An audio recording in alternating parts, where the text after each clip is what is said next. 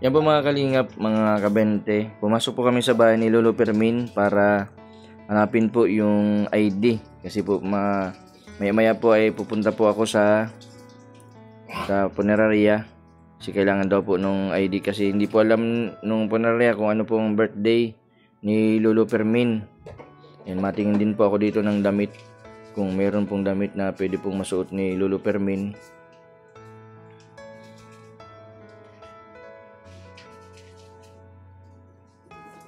A few minutes later. Yan po mga kalingap, wala po akong nahanap na damit na pwede pong masuot ni Lolo Fermin.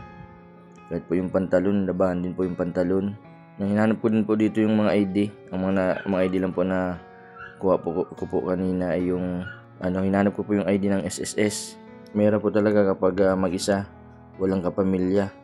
Hindi ko po mahanap kaya papunta na po ako sa punerarya. Dalhin ko po yung pong ID para may pakita po dun sa punerarya. Hindi ko alam yung isang kamag-anak kung ano po ang birthday ni Lolo Fermin. Yan, malungkot nga pong balita na si Lolo Fermin po ay sumakabilang buhay na.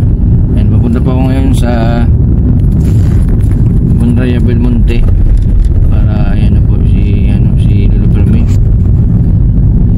Sisilipin ko po yung labi po ni Lolo Fermin sa Punerarya Belmonte para malaman po kung saan po ibuburol.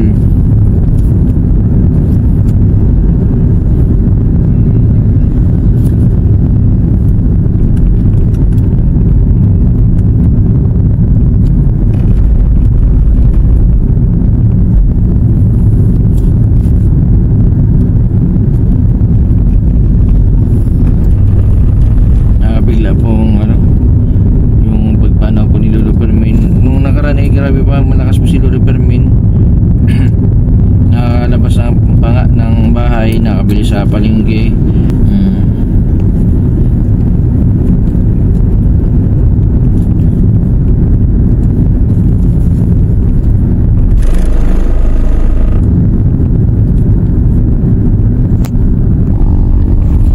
Yung po mga nakaraan po ay balikan ko sana po si Lolo Fermin kasi may mga inasikaso po ako.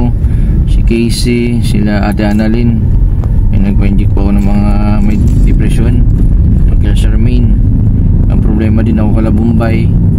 Nga po nagka-problema sila sa pag-kuryente kaya inasikaso ko. Yun po sana ang plano ko pumunta para po isamahan po sana sa pagsimba. At gala ko na din sa Bagasbas.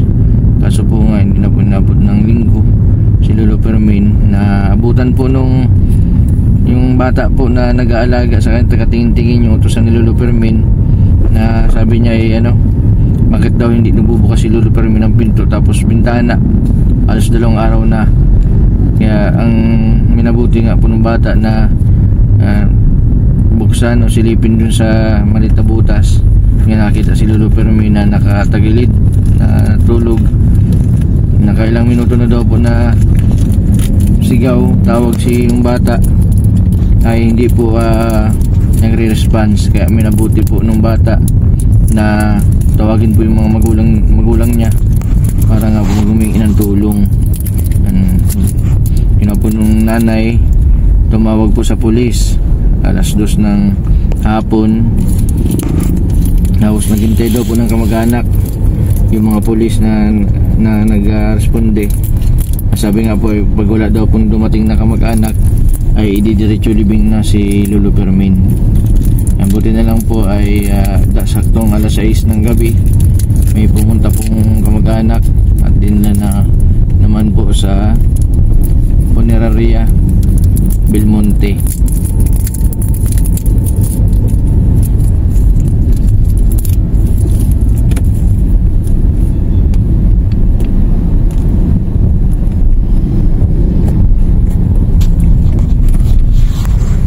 Yan, nalito na po yung Punerarya Belmonte kaso sarado na.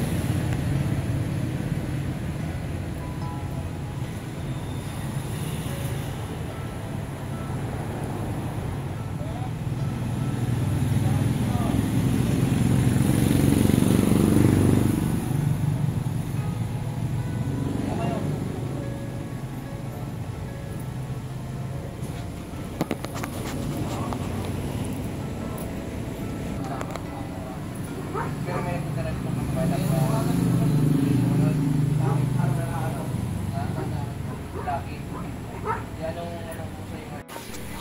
Sir, nang pinikap niyo yung yung bangkay doon sa sa may DNR. May damit na yung damit ni Lolo Fermin. Wala pang damit. Ay, may damit na po. Hindi yung susutin niya sa wala pang damit. Damit po, wala. Damit po tapos yung pangibaba. Yung may sweater na po, simula pa. Simula pa. Medyas. Medyas. Green. At saka pang-itaas. Pang-itaas po, kung polo o bang may t-shirt.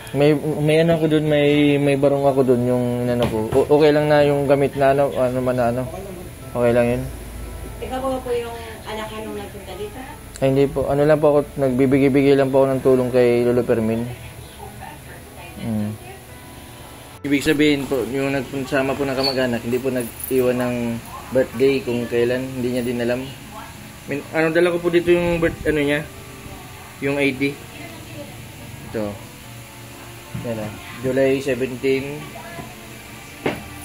Buti nga po, nagsaglit po ako dito sa Punaria. Wala pa daw damit si Lolo Fermin. Yung pangitaas o yung pangibaba.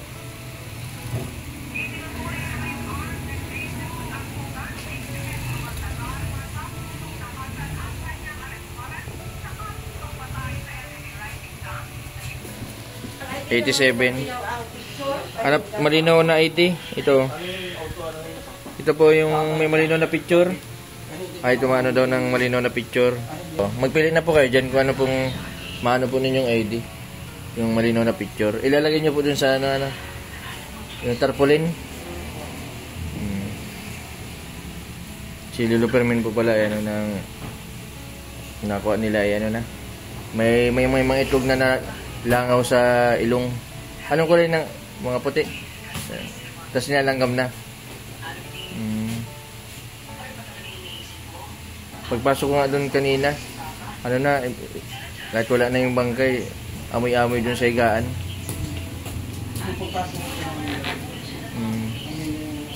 Amoy na amoy na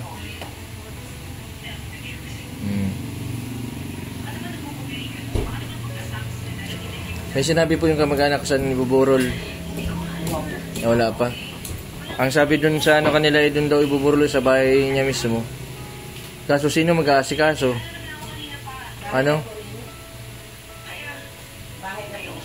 Ay baka magpunta man yung mga kamag-anakan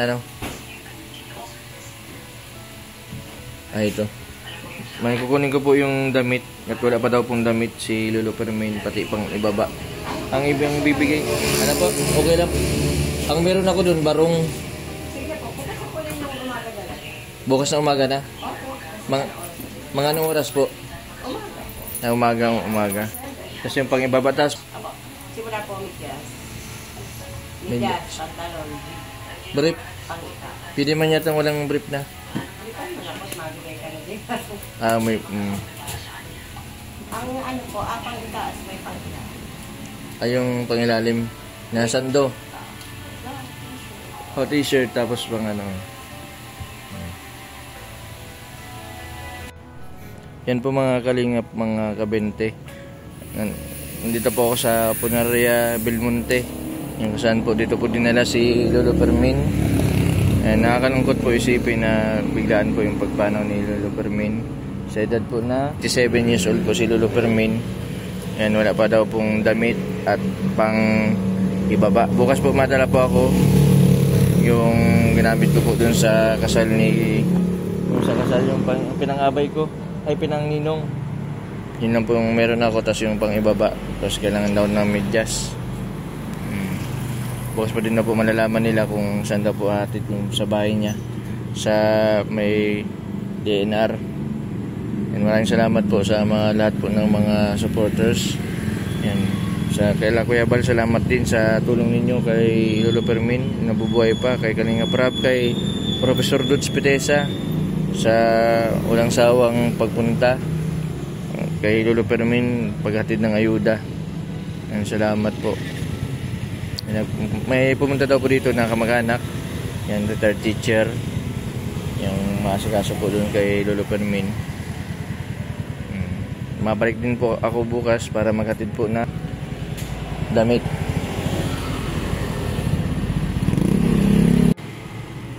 Gabi po, anong mag-alas 10 na po ng gabi na nandito pa rin po ako sa Funeraria Belmonte. Kagaling ko lang po dun sa bahay po ni Lolo Fermin. Nandito pa rin po sa akin yung mga ID. Hindi ko po naabutan dito yung kamag-anak po ni Lolo Fermin. Bukas po ibibigay ko itong mga ID, mga IDs niya. Kung sakali po na masikaso sana yung sa SSS saka yung sa senior. Sa tingin ko po ay may makukuha po kahit paano kay sa senior.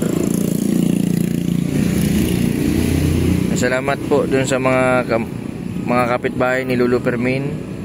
Yung po kahit po na ganun po si Lolo Fermin sa kanila, masungit si Lolo Fermin, hindi po nila pinapabayaan.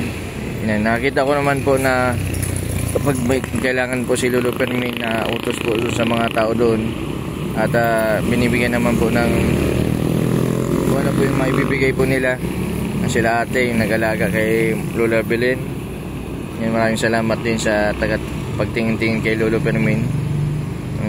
Na nga po biglaan po yung pagkamatay na siguro po ay inatake si Lolo Fermin. Ang sabi nga po nung dito sa Funeraria, parang isang araw na daw po na namatay si Lolo Fermin nung nakita si Lolo Fermin nung bata.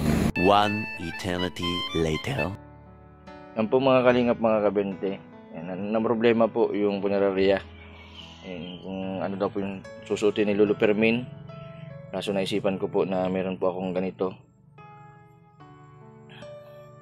Ito na lang po yung bibigay ko kay Lolo Fermin. Isa po ay ng magbili. Hindi naman siguro po masama yung magbigay po ng gamit na.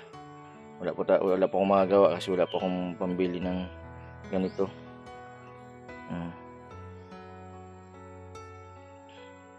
Okay na po ito at maayos at maganda naman po yung Kaso ang pang kulang dito, kulang pa yata ito ng belt. Pero hindi mo na yan. At hindi na talian na lang siguro. O tayan. Dadalhin ko na po sa Funeraria. Kasi umaga na po ay dapat kagabi pa yun na dadamitan.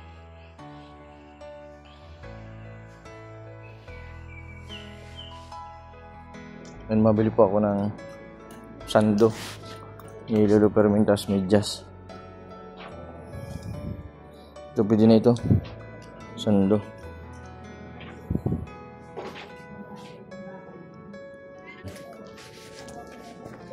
Mabili po ako ng medyas, tas brief.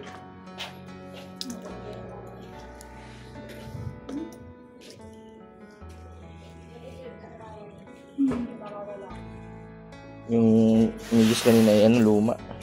Ito lang pang bibigay po kay Lolo Fermin. Tapos napo ako ng brief. Ano po yung medyas sa brief.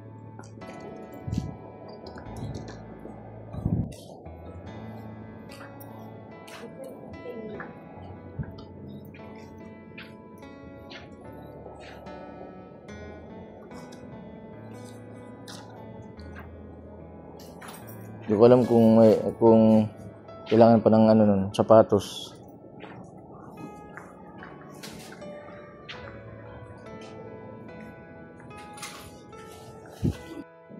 Yan po mga kalingap, mga kabente. Ano po tayo sa oras. Hindi ko alam ang size ng sapatos. Bibilang ko sana ng sapatos si Lolo Fermin. Kaso hindi ko po alam ang size ng paa. Baka po maliit yung mabili ko. Sayang. Siguro ay pwede na yung medyas. Medyas na lang. Yan po mga kalingap, mga kabente. Narito po ako ngayon sa Funeraria Belmonte. Atid ko po yung binili ko pong damit. Yung sando po ay binili ko. Tapos yung medyas at brief. Yun naman pong pang itaas po at pantalon, yun po yung sa akin. Ibigay ko na lang kay Lolo Fermin. Nakakawa yung sitwasyon ni Lolo Fermin. Meron pong yung isang kamag-anak nito ni Lolo Fermin ay inaasikaso po yung yung death certificate kasi di po lalabas po si Lolo Fermin kapag wala pong certificate.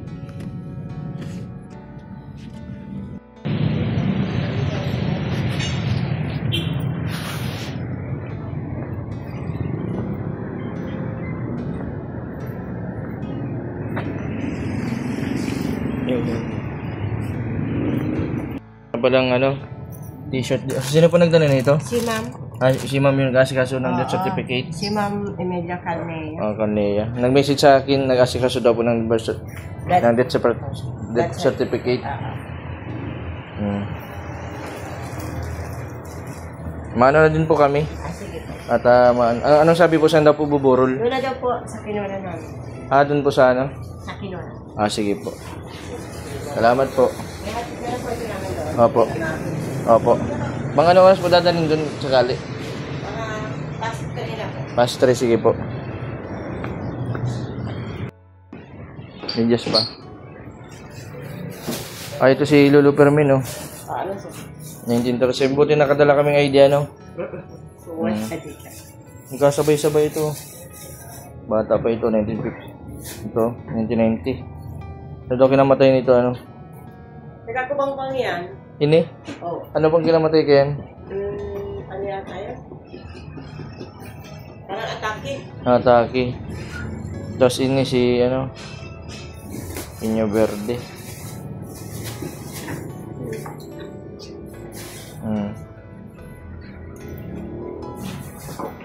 Araw-araw talaga maraming mong namamatay. Sige po. Yan po mga kalingap, mga kabente. Mamaya pa daw po, past 3 PM, may dadala si Lolo Fermin kasi inasikaso pa daw po yung death certificate ni Lolo Fermin. Yan, bago po i-release yung po ni Lolo Fermin. Yan. Si Ma'am Carnea pala nag-aasikaso. Tinatid lang po namin yung damit. Sa mga nais pong tumulong kay Lolo Fermin, pandagdag po sa pambayad po sa ito po sa punerarya. Yan, mari po kayong mag-message sa aking messenger, Jason Saldua. Saka dun sa ang Gcash ko po ay 0939-8253-835. Yan po. Mga kalingap, ngayon po ay papunta naman po ako sa provincial sa Medical Plaza kung saan po ay injection po nila Rubilin. Sana dumating din sila Casey, tapos si Ate Annalyn, si Jigs.